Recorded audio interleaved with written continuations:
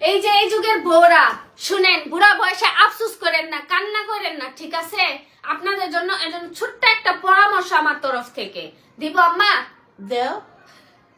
সেটা হলো, সময় থাকতে আপনি যখন কারোর ছেলের বউ, ঠিক আছে, তখন আপনার শাশুড়িকে আপনার ইচ্ছা মতো আদর যত্ন সেবা সব করবেন, যেন আপনার বুড়া বয়সে যায় বিন্দু মাত্র আফসোস না হয় যে আমার ছেলের বউ আমাকে করতেছে না। আজকে আমি যদি আমার শাশুড়ির সেবা করতাম, তাইলে আমার ছেলের বউ আজকে আমার সেবা করতো। এই ফিলটা নিয়েন না, এটা খুবই খারাপ ফিল, যেটা করলে এটা হইতো, ঠিক আছে?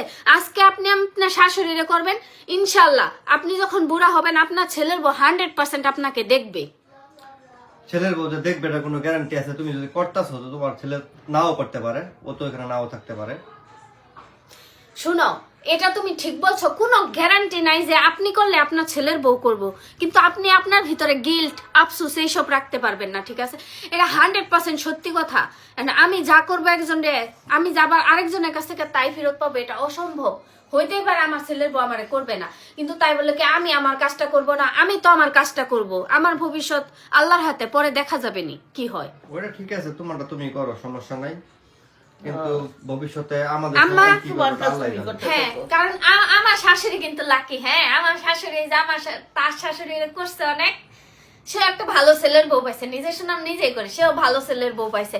ইনশাল্লাহ আমার শাশুড়ির মতো আমার কপাল হবে।